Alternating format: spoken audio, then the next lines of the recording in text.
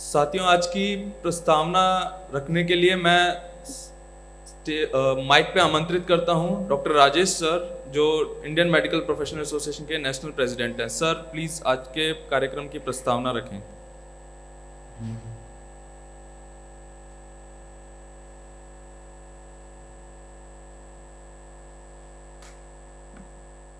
धन्यवाद। जर्नलिस्ट सभी साथियों को आज इंडियन मेडिकल प्रोफेशनल एसोसिएशन का ये 8वां राष्ट्रीय अधिवेशन हम लोग करने जा रहे हैं। ये राष्ट्रीय अधिवेशन, इसमें अलग अलग विषयों पर हम लोग चर्चा करेंगे। 8वां राष्ट्रीय अधिवेशन है, इसका मतलब 7 राष्ट्रीय अधिवेशन हम पहले किए हुए हैं। और पहला जो वर्थ कन्वेंशन था वो कॉन्स्टिट्यूशनल क्लब के एनेक्सी हॉल में हुआ था 2013 में 28 अप्रैल को। उस समय से हम लोग लगातार लगभग हर साल राष्ट्रीय अधिवेशन कर रहे हैं। 2 बार राष्ट्रीय अधिवेशन नहीं हो पाया है। एक 2018 में 1 जनवरी को 200 साल पूरे हो रहे थे भीमा कोरेगांव को, 2 शताब्दी वर्ष था। उसको डेडिकेटेड करते हुए पूरे देश भर में कार्यक्रम लगे हुए थे। उन कार्यक्रमों को ध्यान में रखते हुए अलग से राष्ट्रीय अधिवेशन हम लोगों ने नहीं किया था। वो हम लोगों ने भीमा कोरेगांव को उस समय हमने सारे कार्यक्रम अपने सपुर्द किए हुए थे, उनको सैल्यूट करने के लिए। दूसरा एक कार्यक्रम और नहीं हो पाया था विभिन्न कारणों की वजह से। इस तरह से ये 8वां राष्ट्रीय अधिवेशन आज हम लोग करने जा रहे हैं। पिछला राष्ट्रीय अधिवेशन इसी कॉन्स्टिट्यूशन क्लब में 7 नवंबर को हम लोगों ने किया था। राष्ट्रीय अधिवेशन करने के पीछे का मकसद है कि जो मेडिकल प्रोफेशनल वर्ग बहुजन समाज से निर्माण हुआ है, उसकी कुछ समाज के प्रति जिम्मेदारी है। उस जिम्मेदारी का एहसास किस क्षमता से, किस हद तक हम लोग करा पाए, उसका एक तो समीक्षा हो जाता है और उसके साथ साथ में एक भविष्य के लिए हम गाइडलाइन निर्धारित करते हैं। हमको क्या अभी करना बाकी रह गया, क्या करना चाहिए, किन मुद्दों पे चर्चा करना चाहिए, क्योंकि ये सोशियो प्रोफेशनल ऑर्गेनाइजेशन है। आमतौर पे ये लोग सोचते हैं कि डॉक्टर्स को ये करना चाहिए और डॉक्टर बोलते हैं समाज को ये करना चाहिए। दोनों के बीच में जो गैप बना हुआ है ये बहुत बड़ी समस्या है।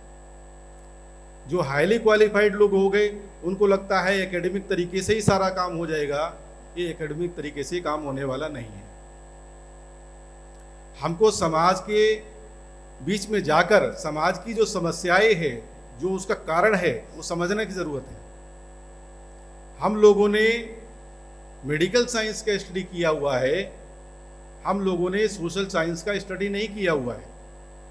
समाज शास्त्र को नहीं पढ़ने की वजह से ये समस्या निर्माण हो रही है। अब ये प्रोफेशनल ऑर्गेनाइजेशन जो समाज के बिहाफ पर हम लोग चला रहे हैं, तो समाज को माइनस करके आप इस संगठन को अगर चलाते हो तो इसकी प्रासंगिकता समाप्त हो जाती है। तो क्रिटिकल सिचुएशन में ये संगठन हम लोगों ने बनाया था और आज फिर दोबारा हमारे सामने बहुत सारी समस्याएं निर्माण की गई है। एक तो जिनसे हम लड़ना चाहते हैं वो तो समस्याएं दिन रात पैदा करते ही है मेडिकल प्रोफेशनल के बीच में।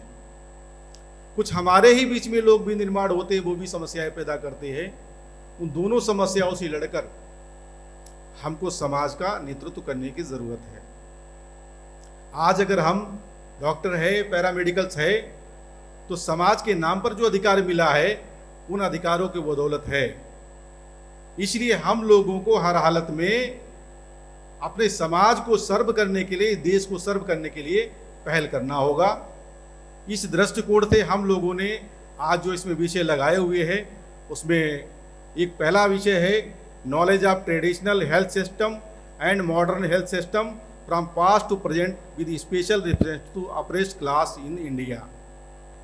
इसीलिए क्लब किया हुआ विषय लगा हुआ है NEET is a anti constitutional, anti student and anti मूल निवासी बहुजन। इसीलिए इसको जोड़ा हुआ है। दूसरे सत्र के लिए विषय बनाए हुए है how to differentiate between centralized policy and individualized policy of organization to save from autocracy in organization।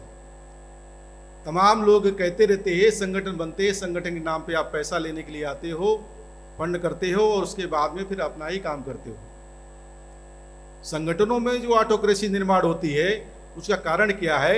जब ऑब्जेक्टिव जो हमने आपको बताया उस ऑब्जेक्टिव को ध्यान रखते हुए काम नहीं होता है तब समस्या निर्माण होती है। और यही क्रिटिकल सिचुएशन इंपा में भी निर्माण किया गया।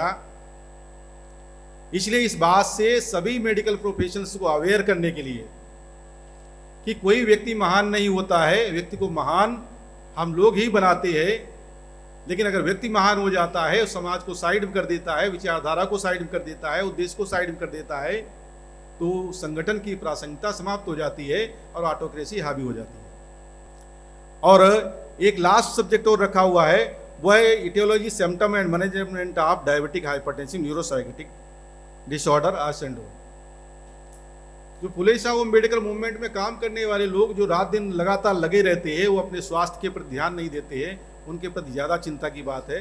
बाकी समाज में भी बहुत सारे ऐसे लोग हैं जिनको ब्लड प्रेशर भी होता है, डायबिटीज़ भी होती है और इग्नोर करते रहते हैं।